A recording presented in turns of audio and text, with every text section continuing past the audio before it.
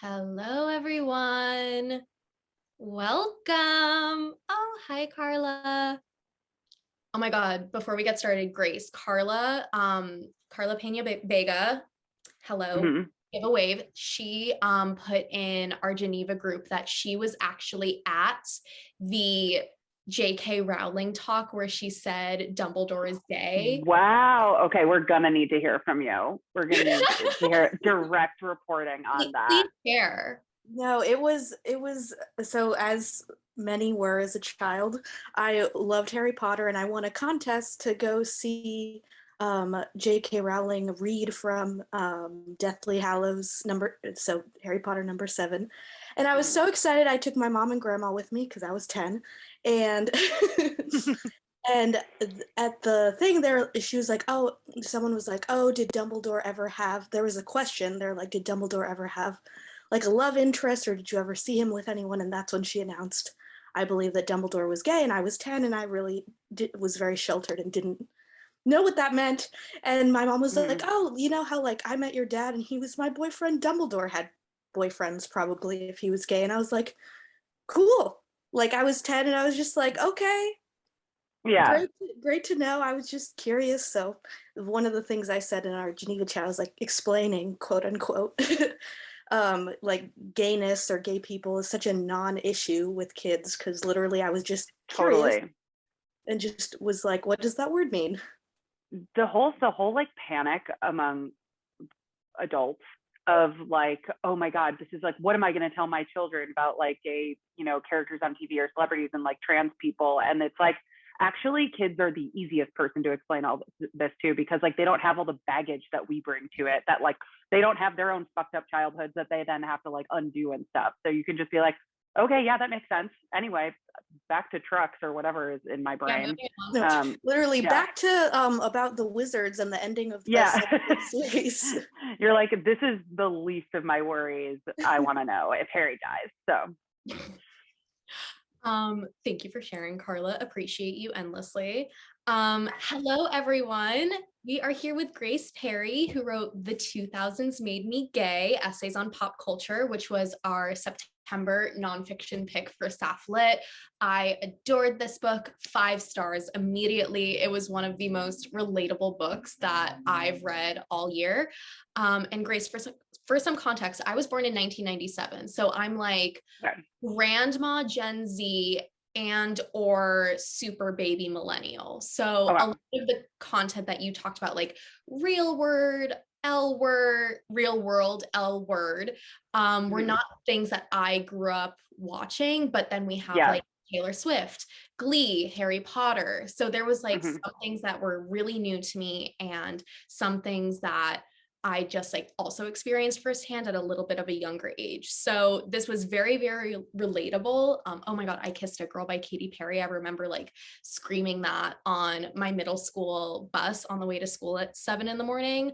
But thank you for writing something that is so just taking the things that shaped who we are and giving them a queer lens and showing us how they shaped our queer identity in positive and negative ways. So I'm very excited to introduce you to Sapph-Lit, our community, and just chat with you for the next hour or so. So yeah, thank you for joining us.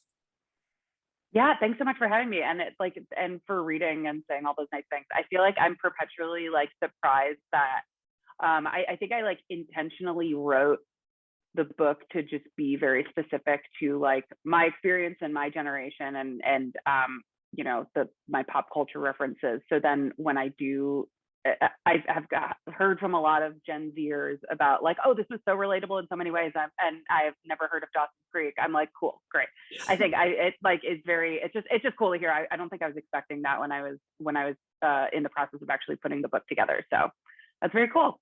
Yeah, And because thank you so much for picking me. I can't believe it's me and Carmen Maria Machado. I'm just like, oh boy, I'm really up against a giant here. So thank you for well, he didn't agree to come speak with us, and you did. So you get big yeah. So points in my book. No, I think that, the cultural touch points and pop culture moments for each generation might be different, but the way that we react to them and the shared feelings and experiences are so similar, which is why it's relatable cross generation. But I will get into a more formal intro to introduce you to everyone. This is Grace Perry. Grace Perry is a Los Angeles-based freelance writer. She writes about pop culture, LGBTQ plus issues, food and drink, health and wellness, and lots of other things. Her first book, The 2000s Made Me Gay, was published through St. Martin's Press in June 2021, so a Pride Month moment. It is a humor-driven essay collection that interweaves personal anecdotes about growing up as a closeted Midwestern Catholic with reflections on 2000s pop culture. Subjects include how Taylor Swift's Fearless made her a U-Haul lesbian, Seth Cohen as her personal lesbian role model, MTV's The Challenge as queer community, and much more. So everyone give some reactions, some love in the chat, say thank you to Grace Perry for being here, and we can get started. Alrighty. So first of all, congratulations on your debut. That's fucking huge. Writing a book is hard, and you goddamn did that. Thank you. How was the publishing experience for you? I know this is your first book, so can you tell us about it? Yeah, sure. I wrote the book I was just talking about this with someone yesterday, actually. Like, the first draft of this book was due May 1st, 2020. So like I was in like the sprint of it, like during like early COVID lockdown. And like I basically like, and you know, I wrote about this in the book, but like my brother passed away like February of 2020. And so then I went straight into being like, I was like behind on it because of everything that was going on with my family. And so then I had like 6 weeks to write like half of the book. And I was just like, honestly, like, this is great. I could use, like a month where no one's going out or doing anything. And I can just like bang, bang, bang and like work on it. And so I think it was like nice to have that as like an outlet for like grief and being able to just kind of like channel and being like, this is what I'm working on right now.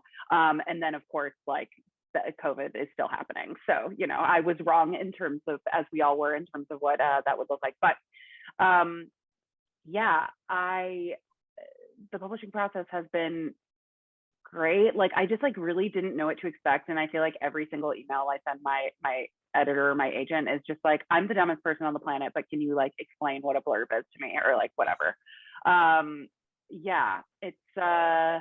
It's good. I feel like next time around, I just have like a way better handle on like what to expect and what's going on. But like the best part, honestly, has been stuff like this, where I can just like, these kinds of events and talking to people and meeting with people and like hearing about like what other people have as like their queer touchstones, that I'm like, oh wow, I like didn't give a shit about like the Killers or something like that, and other people are like, no, the Killers made me gay. So like it's been really cool like hearing other people's kind of versions of like my own book.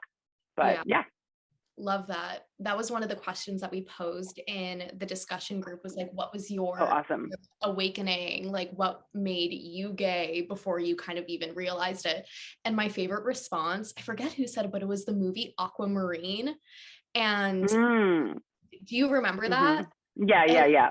The concept of like two human girls like leading a girl who like knows nothing about her new body and like all of that, it's like very gay, but very implicit. And that's what I loved about this. It just like gave implicit and explicit queer touchstones, where everyone's like, yeah, this was a little gay, so it's like validation almost. Yeah. And it's like, with those things, it's like I think a large part of like what I was thinking about when I was like putting like the book proposal together was just like there were so few like explicitly queer characters when I was growing up, but like I was still like finding queerness and still like reaching for it. And so actually the first essay I wrote of this was the Katy Perry one, because that is just and I think I wrote it as a pitch for like a 10-year retrospective or whatever in like 2018. And then I was like, oh wait, I can do this with so many different like shows and books and movies and stuff. And so then that's kind of how the idea for the book was born. I Kiss a Girl is obviously the most explicit one, and it was like so explicit that I like lost my fucking mind and just like didn't know what to do with it and imploded. But you know, that's my personal story. Yeah, the part of that essay that I related to the most was like, well, yeah, this came out when I was in middle school. And it's like, how do you react to this song where it's appropriate to not feel like sus, but also like engage with it in the way that you want to? Like, what level of enjoyment won't that be to myself or to others? Yeah, because like if you're like, fuck this song, this is like gross and sexist or whatever, everyone's like, okay, dyke, like, which, you know what, they're right. Yeah, They're right. exactly. Staying in the music trend, one of my favorite essays was the Taylor Swift one.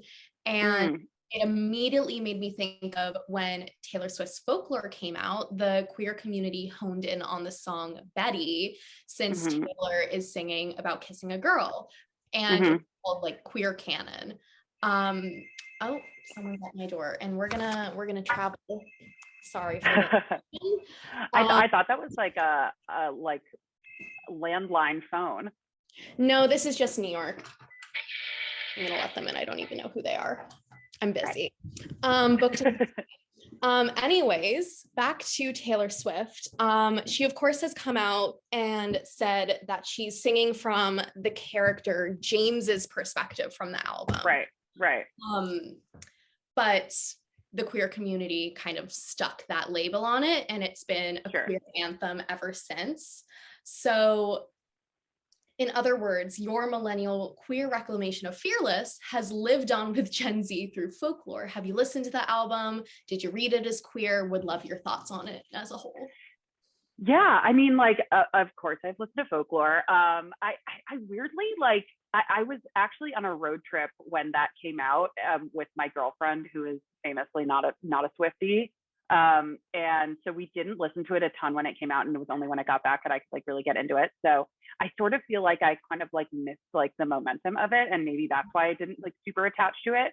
But like, it's a great album. Betty, I feel like I remember like when we were listening to it, like the first line of like, I don't know why you switched your homeroom, but I think it's because of me. Or she says Betty, I don't know why. And I like perked up and I was like, what is happening? And then I heard a line about like a skateboarding, and I was like, oh, Taylor Swift does not skateboard. Like, this is the character. Like, immediately was just like, this bitch has never been on a skateboard in her life. She would die.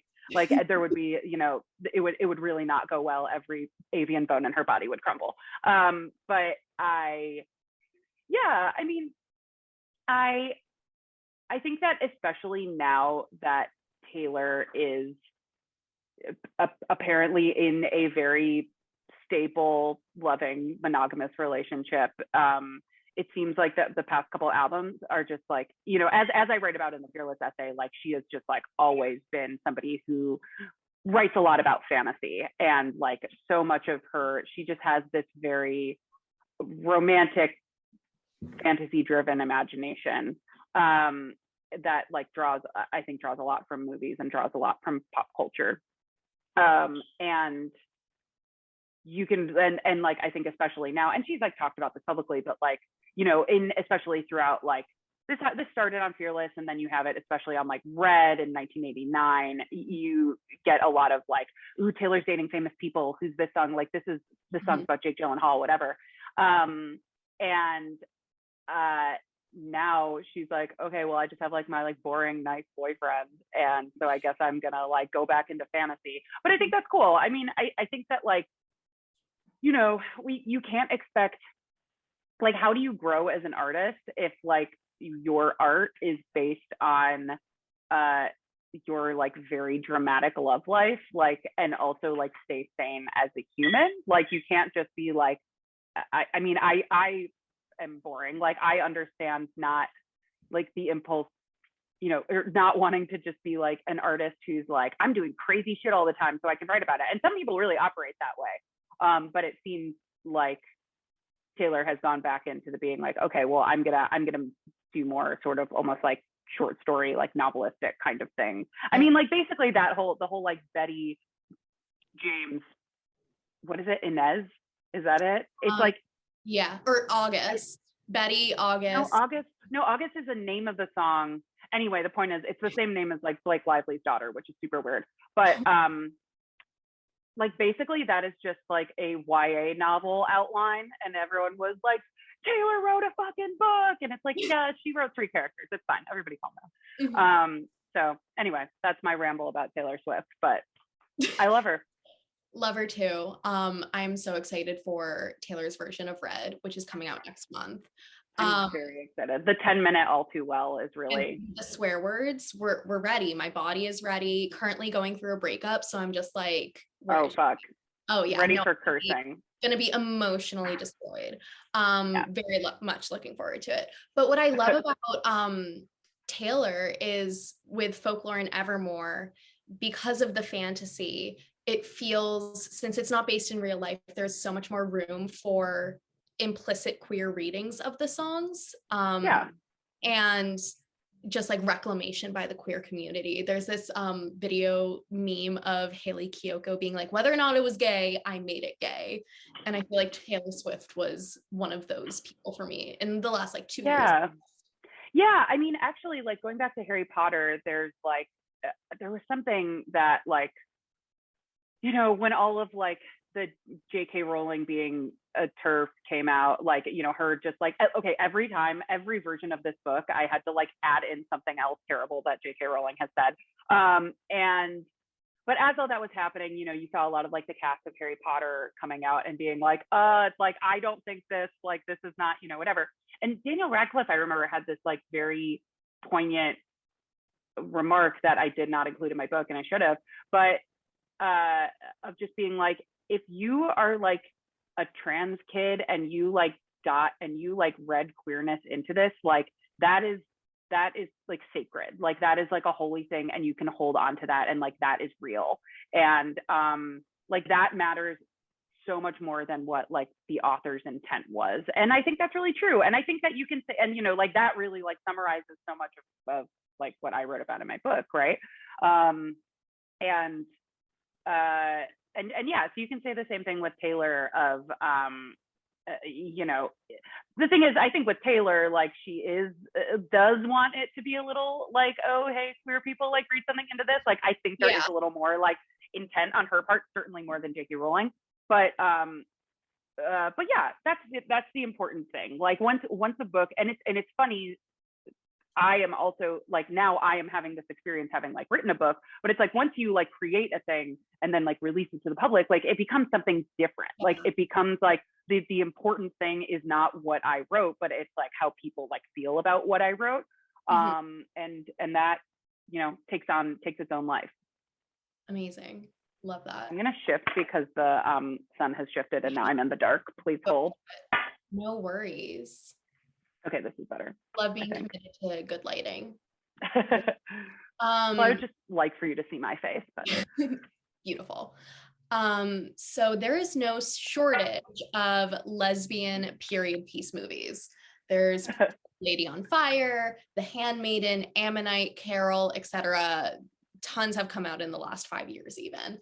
Persistence of this genre has been pointed out time and time again on social media. One of my favorite tweets on the topic said, does every lesbian movie have to be depressed women wearing bonnets glancing at each other in British accents?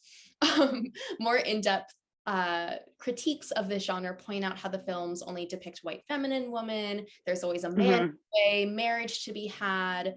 They never have a happy ending. I'd love your thoughts on this because I feel like it's a more recent like way to represent queer women over the last decade that I feel like Hollywood hasn't been able to break out of. Yeah, I mean, look, as much as like the whole like queer community is like, oh my God, another one of these. Also, like, we're all paying for it. Like, we're all gonna go fucking see it. So there's that. But I think that like for me, it's about storytelling, and that like two straight people, I think oftentimes the most interesting thing that queer people do is come out. And like as somebody who like basically just wrote like sort of a memoir about coming out, like I also have like fallen into that. But like I think that like so much of like plot, so many queer plots on TV, movies, whatever, are about coming out. And like, that is something that like just really, I think, like sells to straight people, because they're like, oh my God, so hard. And it's like, yeah, it can be. And like sometimes it is, sometimes it is. It's less, you know, it's always hard to a degree, but that can range. And no, but so I think the period pieces, like when you do make it a period piece, like you're doing two things, right? You are saying that like queer people have been around for much longer. Like it's not just like a trend that started in the 90s, right? So like that's a cool thing.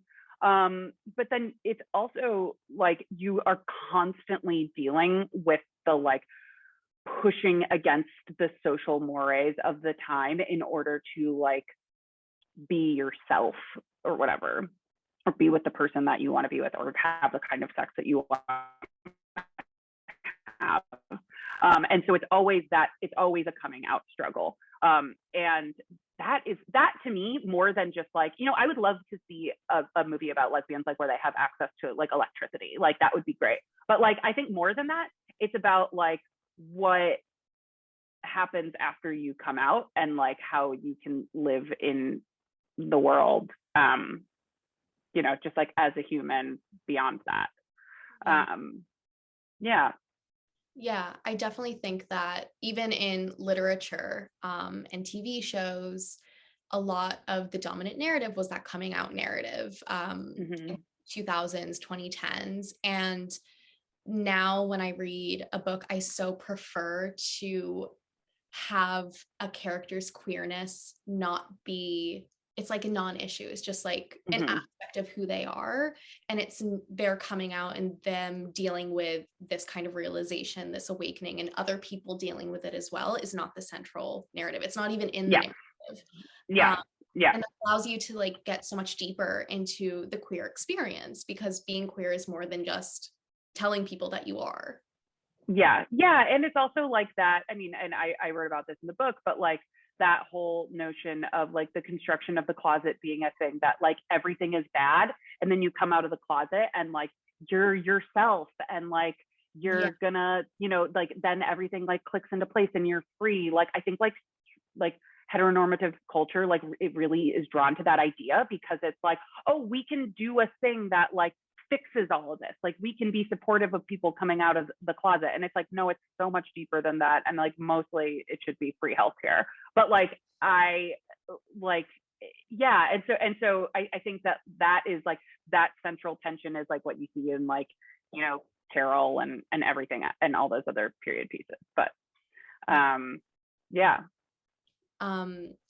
Yeah, agreed. So focusing on a different essay, when reading Banter Boys specifically, I was struck by one of the points that you made. So you talk about how Banter Boys crush on seemingly unattainable women, and this crush becomes their entire obsession, and yet they always end up getting the girl in the end.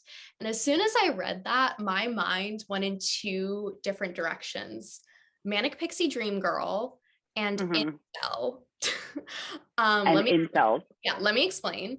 Please So do. I feel like this always getting the girl in the end, even though he's completely obsessed with her, creates a kind of sense of entitlement over women in straight men. And on top of that, most of the women opposite Banter Boys, at least those that I grew up with, you know, kind of the ones present in John Green novels, for example, or Skins, are like the manic dream girl, which is the romanticization of mental health at the end of the day. So this is kind of an incomplete connection that I've made, and I just love your initial thoughts on that, because I'm still trying to read the thoughts myself. Yeah, I mean, I think like to me, I think like the entitlement thing is like that is like you're dead on with that. The first thing that came to mind for me was just how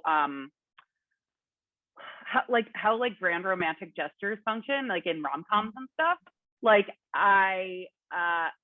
like romantic gestures could be like, they are so romantic if like the person on the receiving end like wants it, but if you don't want that, it is like so invasive and manipulative and shitty. Like somebody like jumping on a coffee cart, you know, for like the Seth Cohen example, and like declaring to the whole school after you have been like, I don't want to be with you, and then like basically like humiliating themselves, and then also you along with them, is like, you're like, this sucks. Like, this isn't, like, you're not like, and the same for like holding up a boombox outside someone's window and like being like, be with me.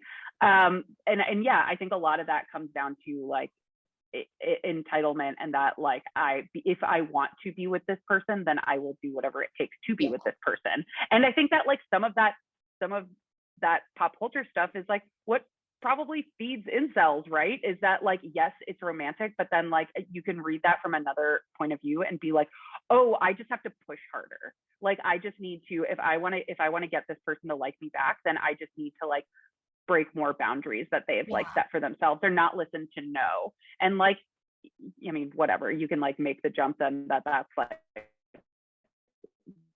plays a part in rape culture, but I don't want to get into that. But yeah, it's like, yeah, that definitely comes to me. And I think like the banter boys are like, because it's fucking like Jim Halpert and Seth Cohen, and they're like cute and charming and whatever, like they are going to get the girl at the end, and like that is like inherent to the narrative.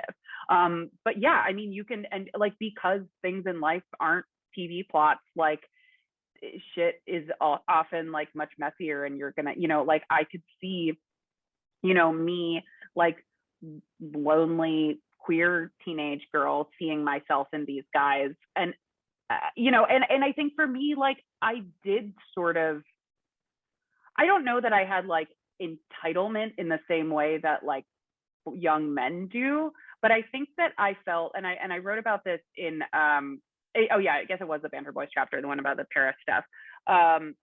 But like, how there's this idea that I'm like, because I was like lonely in high school, that means, and didn't had like, my like fucked up like high school friendship relationship, and then like, but just like had never really like gotten the chance to like be with somebody and like have a boyfriend, have a girlfriend, and like figure that out. That meant that like when I did, it like had to work out. You know what I mean? Or like that, like it, not that it had to work out, but that it was like, oh, because I didn't experience this in high school, I had earned the right to have like a really great relationship at a later age. And just like, and that is literally just like how like a screenplay structure works, right? Like that is like how like our like the narrative structures that we see constantly in entertainment, like fed into like the way that I thought that like my life was going to lead. And I think that leads to a different kind of entitlement, right? Like I don't again, like I don't think it's like it was like quite like incel entitlement, but like I can relate to why people, for whatever reason and whatever circumstance, would like let those sorts of that narrative like dictate the way that they're operating, Yeah, because I also think that on top of that, lack of a better term, dry spell in high school, once people get to college, they're like, okay, now everything can happen. And kind of just like expected to, not necessarily like entitled to happen. But when it doesn't, it's really fucking disappointing. Yeah. And then you're just like, oh, it seems like I have other personal stuff I need to work on. Like, here's my cliche queer experience. I want it now. Switching gears again, going back to that Harry Potter essay. So in reading that, Harry Potter and the Half-Assed Gay Character, which iconic essay titles for every single one. I just have to say, side note, every single one of my essays in college was a pun. Like my I wrote about vibrators because I was a gender and sexuality studies major, and I called it Coming to Conclusions. So amazing. Thank you. So I just really appreciated all of your chapter titles. Like, so in Harry Potter and the Half-Assed Gay Character, when you described how J.K. Rowling retrospectively made Dumbledore a gay man and shared various other examples of not making queer characters fully fledged humans or poorly representing the queer experience in general, I personally related this to modern discourse in the queer community about queer baiting and labeling sexuality versus embracing fluidity. So I've seen the queer community say, everyone's a little gay, sexuality is a spectrum, and then in the same breath criticize Harry Styles or Ariana Grande for refusing to label their sexuality and continue to use queer imagery in their artistic expression. So ultimately, I think individuals cannot queer bait. It feels more content specific to me, like with Taylor Swift and folklore a little bit. But I'd love your thoughts on the queer baiting discourse in general. Like, where do we draw the line? And what about these individuals nowadays who are being called out? Yeah, it is such a fine line. Like, I, I think especially with Harry Styles, like I feel like if I have gone on the record in the past about like my thoughts about Harry Styles and queerness, and have felt the whole wrath of the One Direction hive. So I can't go like too far into it, but I think and there are probably other people on this chat who have lots of thoughts that are much more fully formed than I do about Harry Styles. No, but I think you're right. Like, I think that it is, we tend to forget that there are like, especially when you're talking about like Harry Styles and Ariana Grande and like these like fucking mega stars, that there are like literally hundreds of people like working on creating this person's brand and creating this person's public identity. And like, of course, people like, it's clear that some celebrities like take that into their hands more than others do. But it is like it's a function of like making money in a lot of ways. And I think that like there are genuinely people who are just like, I am interested in queerness and I like queerness, and don't necessarily but like I don't know. It's like, what do we want? Like, do we need like Harry Styles to like show us his bisexual card? Like, I don't know. Like, I just like don't really have a good answer for it. And I think that I also like, I do feel frustrated. Like, I do have that kind of like that gatekeepery thing, like definitely like crops up in me, right? Where I'm just like, oh my God, you are like want to be, and sorry, what I was saying before about like it coming down to making money, I don't mean it could go either way, right? It could go like, oh, being queer is like kind of on trend right now, and maybe that's something I should lean into and try to like get this community, or like try to get this base, this like fan base. Or it can go into like, that's not safe. Like, there are still so many closeted celebrities, right? And like, you could be like, that's gonna hurt my brand, that's gonna, like, it isn't a good career move. So it can really go in either direction. And I think like money making is just like so much of like a part of that experience. But yeah, like I definitely feel that gatekeeper thing come up when I'm just like, I've never seen you like publicly like do anything with a dude, like, and so like show me your bisexual card. But like, I don't know, that's shitty. And like, I don't fucking know these people, and I don't have like a right to their personal lives if they don't want to give it out on social media. So I don't know. That's all I got. No, I get that. And I think that, of course, we're not entitled to that information, whether or not they want to, share that.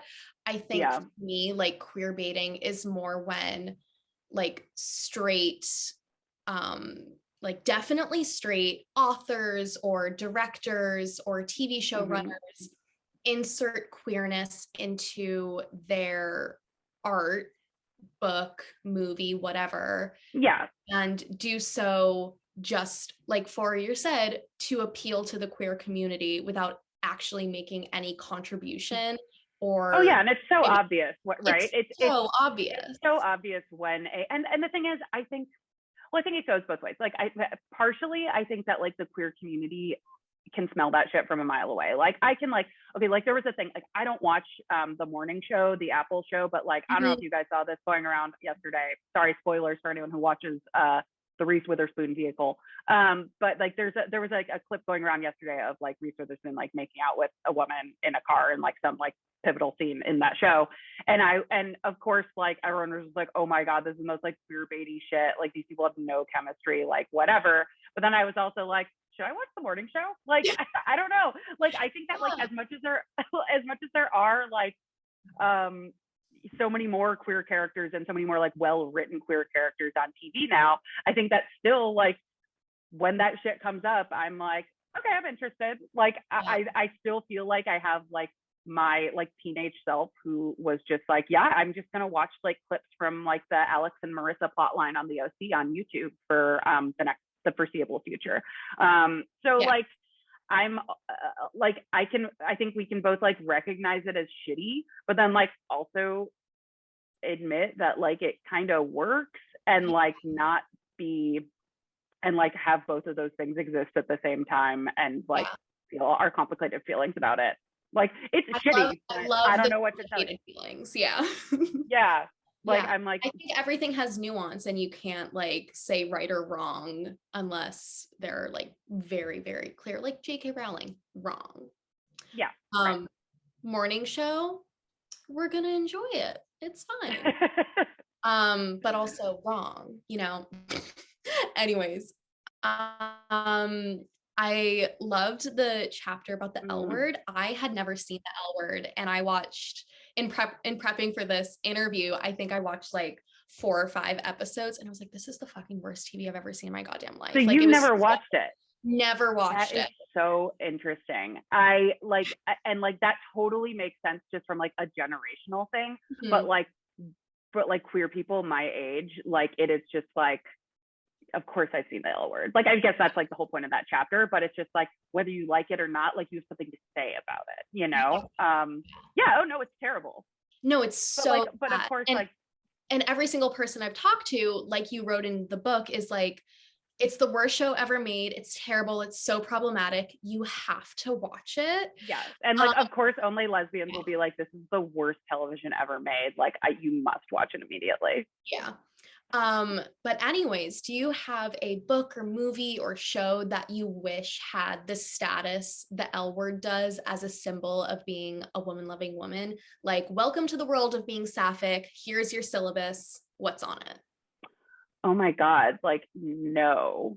And honestly, like I would think I would like want to ask you guys about that as like just people who are younger than me are honestly probably more familiar with like the coming of age shows of like the 2010s because like I don't think you know what I remember, you know, I did in fact watch all 7 or 8 seasons of Pretty Little Liars. And Yeah. I will say that like the first everything with like Emily's coming out in the first season. I remember watching that like in like 2012. I think like it was like a couple seasons into when it started, but being like genuinely surprised at the time of being like, oh, this is handled really well. And maybe that was like I was comparing it to just other stuff I had seen on TV at that time. But I remember just being like, oh, this is like actually like a really nice representation of like a teenage girl coming out. I mean, like Shay Mitchell will leave her acting skills at the door for this conversation, but like it is still like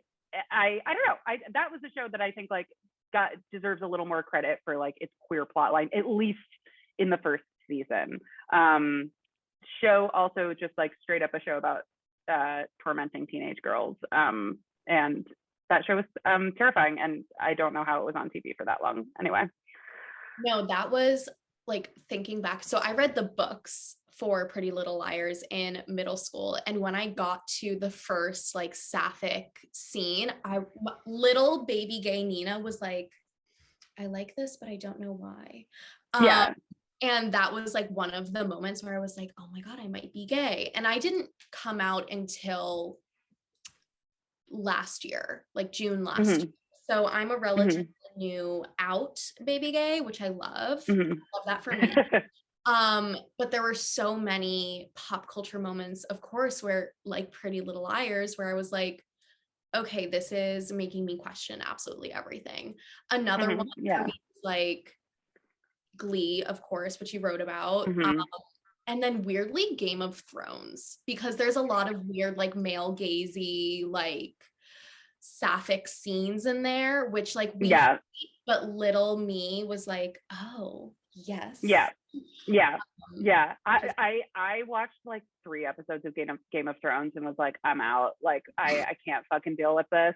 So unfortunately I can't get on that with you. Ooh, we've got people popping off the chat. Yeah, Glee, obviously I wrote about Glee in the book. And I think Glee Glee feels like Gen Z L word in that it's like everyone watched it, but but you're also like, this is trash, but like also I have to love it. I will say that I felt like watching the Britney and Santana plot line at the time, I was like, this is exactly what I experienced in high school in a way that was, I mean, I was not a cheerleader, you know, certainly didn't have like that sensibility to it. But the thing of being like, I am like hooking up with my best friend and we are using it as like a oh, this is just happening because like we're bored and like there aren't boys around or whatever. I mean, there were boys around, but not in my immediate life.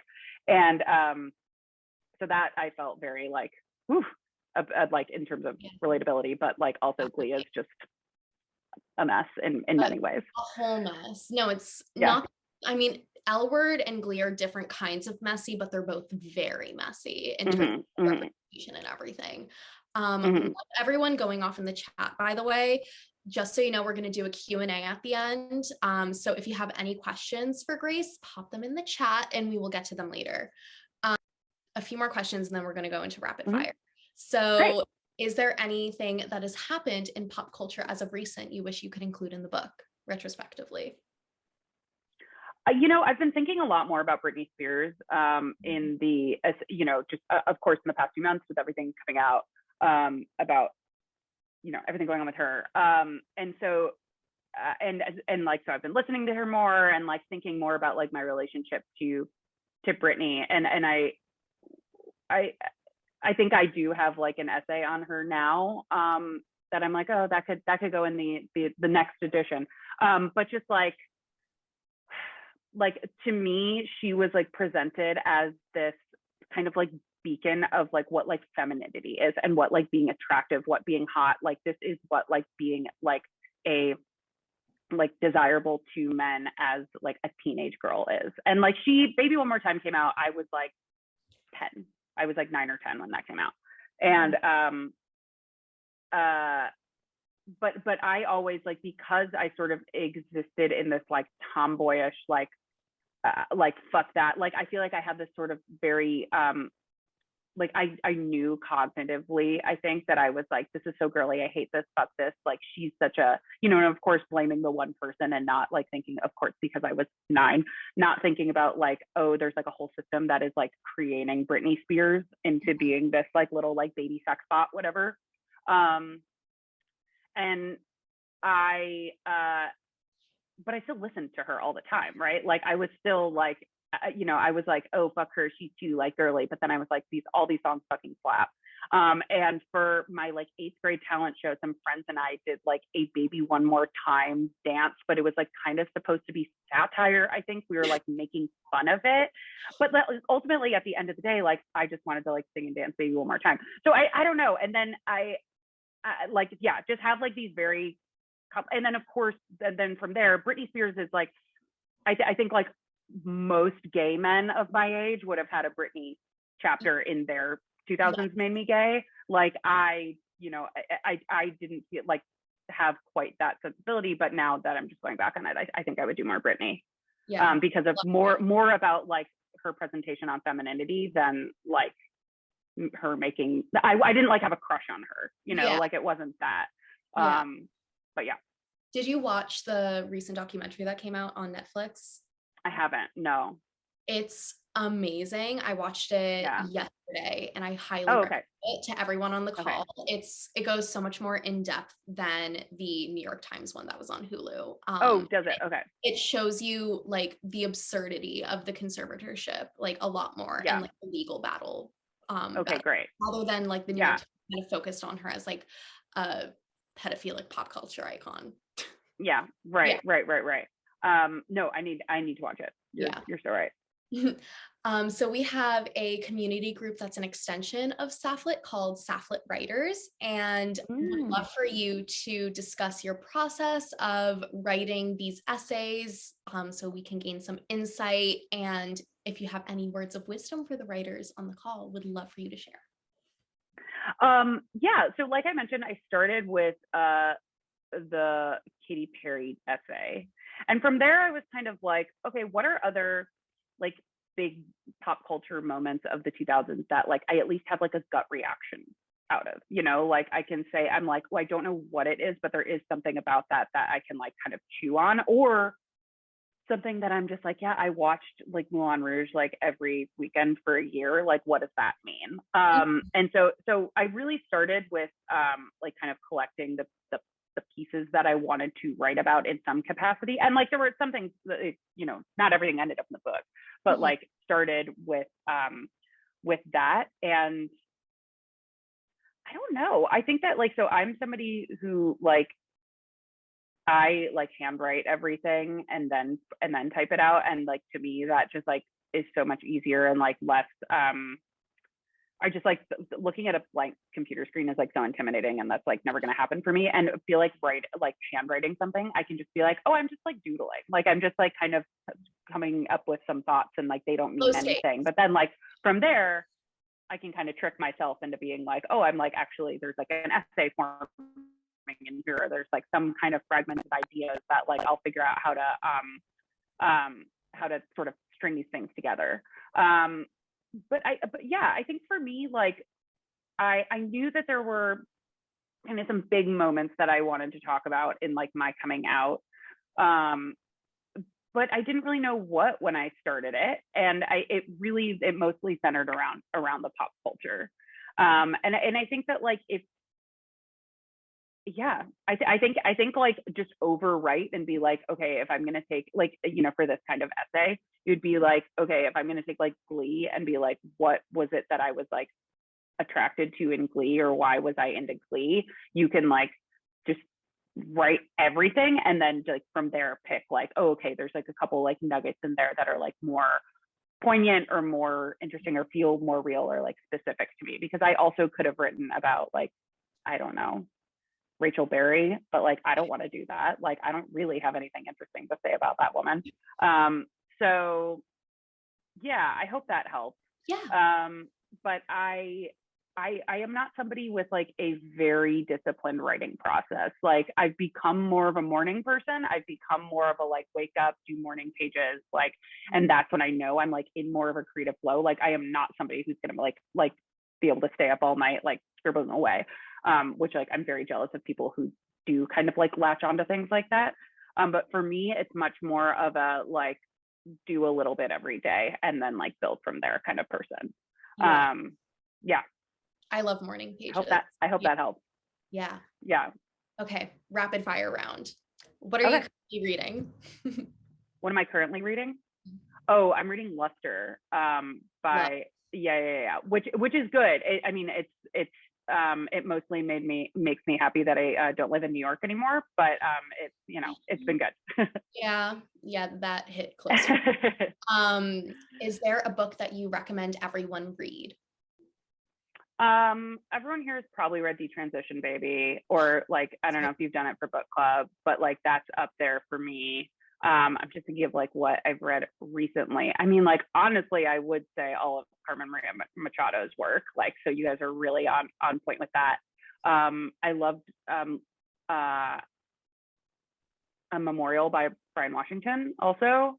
Yeah, those are some. Yeah, Detransition Baby I read with my family book club. So like my mom, oh, cool. my best friend, my brother's girlfriend, we all read it, smoked a joint, and discussed it for like 2 hours. That's great. Amazing. And my mom, like, bless her, she's unlearned so much of the toxic family bullshit.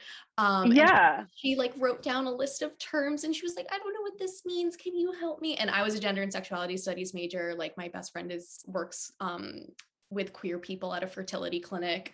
So we were just like, we got this, Estella, here we go. But that's like something, you know, I had that experience with my dad sometime in the past couple of years where he was just like, I mean, he did not read Detransition Baby, nor did he smoke a joint with me. But yeah, there was some point where he was just like, what does cisgender mean?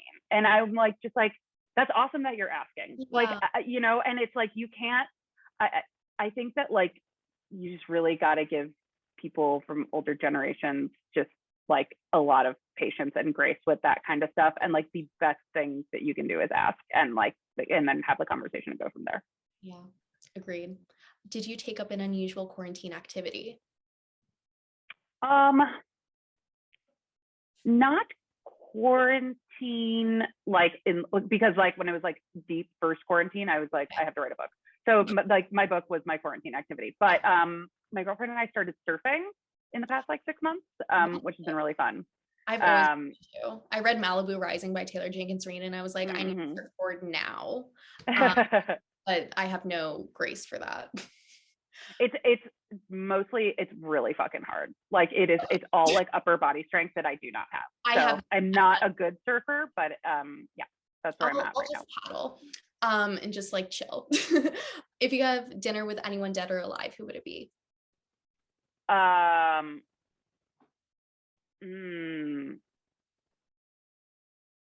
Who would it be? I mean, my first thought goes to Jenny Lewis, but like that's just because like I love her. Like I'm just like, be my best friend, or like I feel, yeah, I would put Jenny before Taylor. Taylor's like up there, but I also think just because it's like I had a thought recently, I was talking to my friends about it. It's like, isn't it fucked up that like Taylor Swift like doesn't know who we are? Like, isn't that like fucked up of her? It's very but I do think that like actually meeting her and having dinner with her, it would lose like the mystery of like my infatuation and like so whereas like Jenny Lewis, I'm just like, you're my soulmate. Thank you.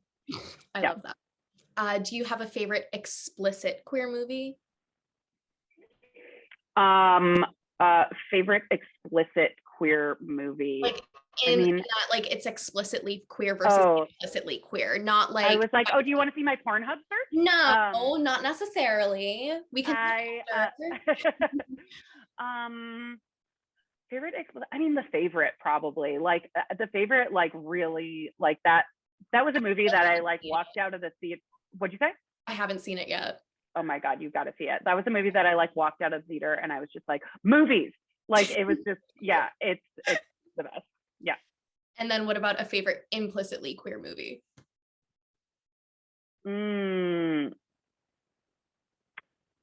Implicitly queer movie. Mulan. Yes. I think is up there. That is the answer. Yeah. Love that.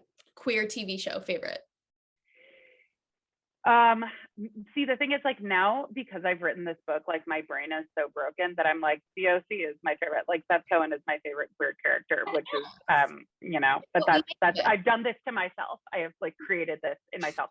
I mean, like I really loved Transparent. I mean, like for all the issues of like casting Jeffrey Tambor and then like, of course, all of the, abuse allegations that came out from there. Like, I think there are some like really fucking amazing, performers in that show, and like it was like such a privilege for Joey Soloway to be able to be like, I'm gonna figure all my gender stuff out like out loud and like in front of everybody and like getting awards for this, which is like probably not how most people should operate, and arguably they shouldn't have either. But Transparent was a show that I think really, and Pose, yes. Transparent was a show that I think really like sort of shifted things in my brain for me at the time. Yeah. Like, I don't know that if I watched it now, I would feel the same way, but like I felt that way in like, 2013 or whatever when it came out.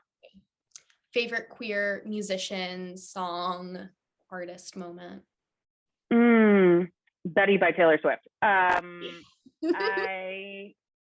Favorite queer musician. I mean, like I've always loved St. Vincent. And so her coming and now I'm just afraid of you. Like, I don't know what's going on. I don't know what the fuck the Carrie Brownstein movie is. Oh, and Sleater-Kinney. Like Sleater-Kinney is like an all-time love for me. I've got to say Sleater-Kinney. Yeah, mine currently is Phoebe Bridgers because Silk Chiffon by Muna is just like everything that I want to be at all times. Yeah, it's great. It's really good. Favorite queer pop culture moment? I think it's gotta be oh my God, now I'm forgetting her name. Is it Michelle Ramirez who is the Fast and the Furious person? Yes. And I know who you're talking about. No, I'm forgetting. Please hold. But it's the Michelle Rodriguez. Thank you. Rodriguez, that's who it is.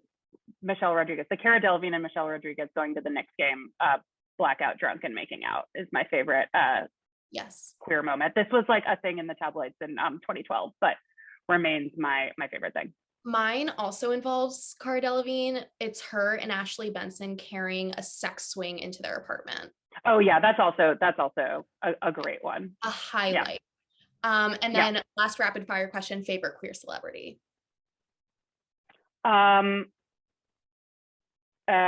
Favorite queer celebrity. Why is this so hard for me? I mean, St. Vincent's up there. Like I always, I mean, she's a freak, but like she's somebody who I'm just like, I just love her music so much and like always have. And so like it was like a weird thing of like being very obsessed with her. And then she came out and then I was like, oh, I have like this totally different relationship with this person now. But like she's definitely, she's an all-timer for me. Yeah. Now that I think about it, like Cara Delevingne also dated her. It feels very much like the L Word chart of. Oh yeah, you could easily make that. You could easily chart with the lesbians. Three people. Yeah. Yeah. Okay, so now we're going to go into community questions. And as a reminder, these are ones that we pre-selected from the Geneva chat, and then the Q&A from this chat will be after these. So Mal has 2 questions. What is a piece of queer media that you related to in recent years? That I related to in recent years. Okay, well, like the past, like, I guess like another another quarantine hobby that I developed was watching Survivor. So I think that one of my like queer pop culture that stuck to me was, I don't know if anyone here watches Survivor, but I would highly recommend season 16, Micronesia. There is just at final tribal, a really good moment where one of the castaways who's now on the jury like publicly interrogates somebody who is like up for the $1 million, like about her sexuality, and that is something that really stuck with me. So highly recommend. So you like arguably you shouldn't start with season 16 because like there's people who are coming back. So like maybe I've got a whole plan for you if anyone wants to get into Survivor. But my friend and I watch it over FaceTime together, so we can't get through it super quickly. But we're currently halfway through season 8. So once we get to 16, I'll be thinking of you. Are you watching in order? Yes. That's wild. See, that is deranged behavior. I have not. No, I'm all about the like jumping around. Like, yeah. We started with 3 seasons on Netflix, which are like in the 20s, the only ones available on Netflix, and then we restarted because we got obsessed. So 1 through 8. So did you watch like it's like Heroes vs Villains and like Kagayan are on Netflix, right? I still haven't watched Heroes vs Villains. Yes, sorry, I didn't want to like get everything, but yes, it's Natalie questioning Queen Parv, obviously. My favorite queer content of Parv, but also like that, but also that came out and Parv is just like, I'm a flirt and that's it. And honestly, that's queer canon. Amen. But that also came out in like 2008. So I don't know if that counts, but it's new to me. Yeah. Mal also asked, you plan on writing and releasing another book? Yeah, I do. I don't really know what it's going to be right now, but like, yeah, in the future. I'm also just like not sure if it'll be what format it'll take, but I will. I don't know what yet. Yeah.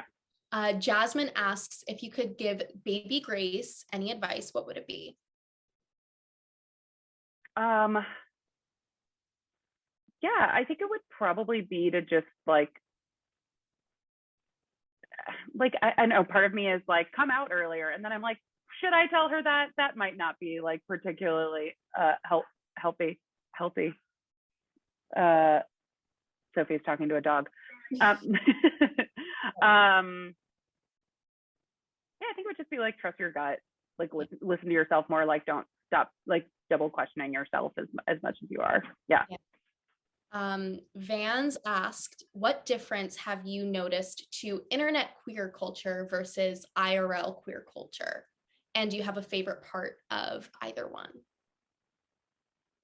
Yeah, I mean, when I was writing this book, I like intentionally, like I'm just somebody who like, I know this about like the way that I write is like tend to sound like in my writing, whatever I'm like reading a lot of or listening to like at that time. And so when I started writing this book, I was like, I really don't want this to like sound like an internet book.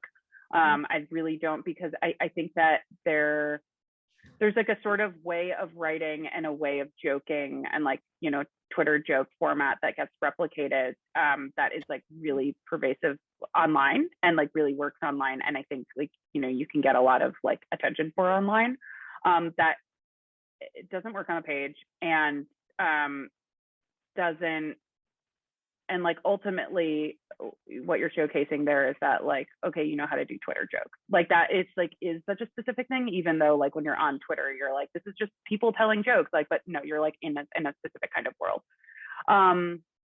So I was like, I just don't want to sound like that, or I don't want like my opinions to be sort of hot takey in the way that like they have to be, you know, when you only have so many characters to express them. So I really like took a break from Twitter while I was writing this, and like in general have sort of backed off a lot. And that I think really has helped me just like clarify like my own voice and like my own head. And what was the question again? It was something about internet communities versus IRL queer communities. Yeah, I mean, the obvious thing is that like people are so much quieter in person. Like if you actually meet somebody, like people on like online, you're willing to be like parroting off like your fucking crazy opinions and like making weird, gross jokes and stuff. And then you meet someone online and they're like, hey, nice to meet you. Like it's so, I've just like had those experiences with people. Like honestly, like two of like my very close friends who in LA are people who I was just like mutuals with on Twitter. And then I moved out here and was like, hey, we should get a drink. And then like we hung out and was like, oh, you're great. Like, let's, you know, whatever. But then there are definitely people who I've met from online who I'm just like, oh, you like live two different lives here. Yeah, I don't know. I don't really have a good answer for that. I'm sorry. But I think my general idea is like, I like spending more time with people in person than online at this point in my life. Yeah, because for me specifically, I, having come out last year in the middle of a pandemic, I haven't really been able to find an IRL queer community, which is why I love Sapph-Lit so much. Like having this like essentially entire social media platform of 1,800 queer babies talking about books all day. I'm obsessed. So I'm really interested to see like how the specifically New York City queer community is going to like fully bounce back, because like I've been to gay bars, like, but it's just not the same as pre-pandemic, I'm sure. Totally. Yeah. So your quarantine hobby was being gay. Yes, because I also knit the Harry Styles cardigan in quarantine. Did that. I binged Survivor. I just like out and proud and just like love telling people how gay I am. Like, yeah, we're obsessed. That's great. It's great. Yeah, I mean, I think that like truly, I'm just kind of seeing people chatting a little bit of like the best thing you can do. Like, again, this is something I did, but like people that you like click with online, like be like, hey, let's hang out in real life. And I get that like everyone here is like all over the place, but like make that effort, like send that weird DM. Like it doesn't have to be like, you know, datey or like, you know, anything like that. It can just be like, I'm like, I have found that queer people are always looking for more queer friends. Like, and if you can just be like, hey, I'm like new to the city, I'm new to the community. Oh, you can see Max behind me. He's in the areas. Like I have found that it's easy to like really get together with people in person if you just kind of put yourself out there like that. Yeah, that's one of the things that I really prioritize, like organizing this community. I created regional rooms for every single place where we have members, and the Toronto regional room that Veronica runs and the New York City regional room that I run each had IRL meetups a few weeks ago. So that was like the first time that I hung out with like, well, I mean, most of my friends are gay because I went to NYU and I live in New York City and Bushwick. So like everyone's gay. Sure. But that was the first time that I like met new all queer people in like the same Mm-hmm. space, and we like went to Barnes and Noble, and it was really cute. That's great. So I hope to do more of that soon. Yeah. Well, that was the last community question. I don't know if we have any in the chat. Most people are just like chatting about, you know, community, TV shows, everything. But if anyone has a question for Grace now, drop it in, or like come off mute, ask something, and we can have some questions thrown at her before we have to go. Anyone? I'm waiting. I'm bated breath over here. Carla, what was a piece of media that you thought was queer bait and turned out to be gay? Wait, what do you mean by that? Carla, get off mute. Yes. So like, I think I was just let down so many times with a lot of shows that like for example, with outing myself as like this kind of gay, I did watch She-Ra and did watch a lot of like the cartoon things, and I was fully certain that it was going to be like queer bait, like no actual gay things were going to happen, and it ended up being gay. So that's sort of where that comes from. Or like with Clark and Lexa from the 100, like I was certain that it was just like gonna be like, ooh, will they, won't they, and then it ended up being very gay. Wow, I can't think of anything off the top of my head like that. But I mean, first thing that comes to mind is Natalie and Parv in season 16 Micronesia of Survivor. But I think that I'm just like so like just get so brain dead when I'm like watching queer TV, queer bait, that I'm just like, this is gay. Like I know that it's gonna be gay. And I feel like more often I have the other kind of reaction of being like let down when it's like not actually, when it just feels that way, but like it doesn't end up being. But I will think of something one day and get back to you. Garrett mentioned The Legend of Korra, where it's like explicitly gay in the graphic novels, but the TV show was kind of gay. And then Killing Eve. They just like, Killing Eve. Yeah, that's a good one. In Korra, they just like walk off holding hands, and like that's the extent of the queerness, which was that's very disappointing for Avatar obsessed me. Yeah. Mallory just wants to mention that the 2000s Made Me Gay was super relatable, and American Bitch essay low-key made me question my gender a little bit. Haha. Cool. Love That's that. right. I love that. Anyone else before we let Grace go? Going once, going twice. Dara said, not a question, but thank you for making me relive my entire experience with Disney Channel movies. I second that, because High School Musical is the gayest thing to come out of the 2000s for me. Like, and like it's like I Don't Dance scene where they switch clothes. We're obsessed. Yeah. Mm-hmm. No, High School Musical, it was one of those weird things where like it was like directed by like an extremely gay man, like it was like made by gay people, but then was just like, oh, we can't make this explicitly gay because it's Disney. So it's just like, and it feels so like, the tone of it is so weird because it feels still, I mean, it's so dated, but like you're like, oh, this is like recent enough that it's like, oh, we're still doing this, we're still like doing like pretending that this isn't gay. It's very weird. Rewatching it, I was like, this is dark, and I'm afraid. This summer, I played a drinking game with my family to High School Musical, where we had to drink every time there was a basketball in the camera, and then also every time Gabrielle was annoying, and then also every time Troy was leaning up against a wall. So your family sounds fun. They're so fun. I'm obsessed with them. We definitely have a lot of fun together with and our little book club. Someone said, not related to books, but what's your favorite animal? Oh my God. Well, currently it's Max, the pit bull, who is laying in the sun looking like an absolute angel. No, I do like, I love whales. I have a whale shirt on. Whales and dogs, I'm going to go with, Yeah. Mhm. Um, Sarah said, not a question, but I was laughing so much at the Subway Creatures post of someone reading your book. Um, so I actually read this on the subway and I was like, this isn't a photo of me. Like I've read this on the subway at least 5 times and no one took a photo. That was Um, like, I was like, this is more exciting than getting on any bestseller list, which yeah, for the record has not happened. But, you know, I feel like I have now that I've been on Subway Creatures. agreed. B asks, are there any pieces of gay media you feel aren't good portrayals of queer people or relationships? Yeah, like most. Um, again, like, I think like the thing that comes to mind with, uh, I mean, I think that like, we talked about this a bit with like the, uh,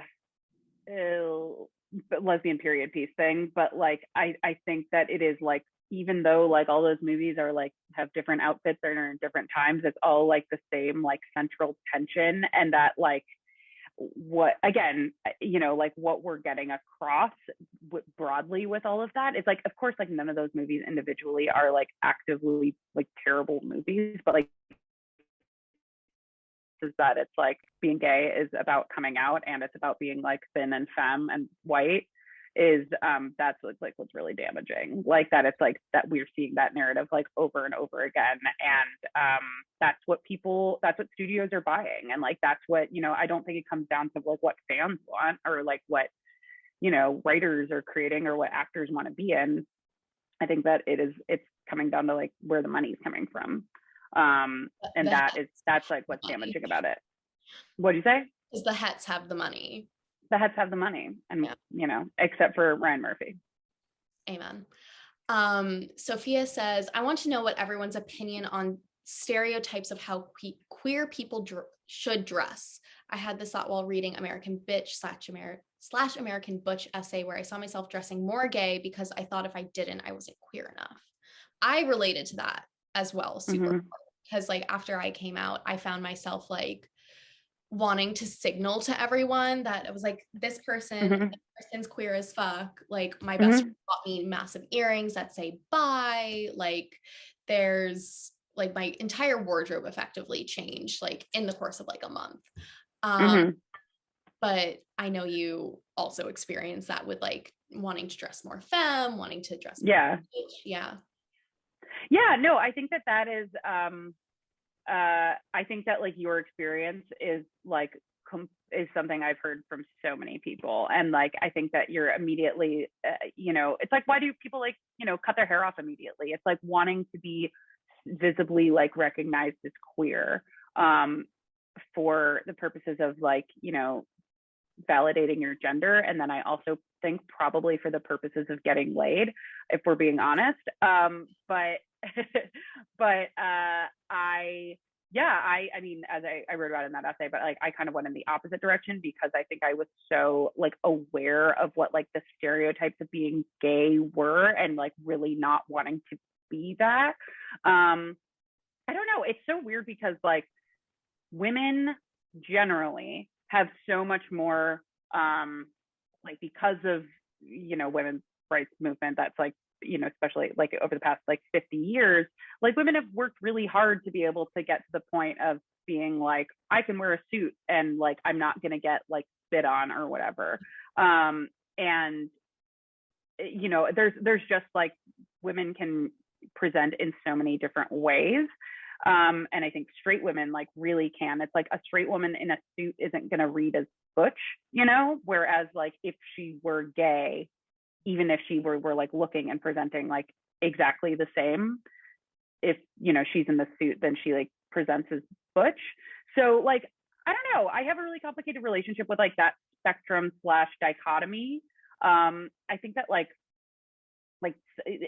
sometimes I like feel a lot of like strength in being able to be like, yes, I am like recognizably gay, and like this makes me feel really like sexy and really good.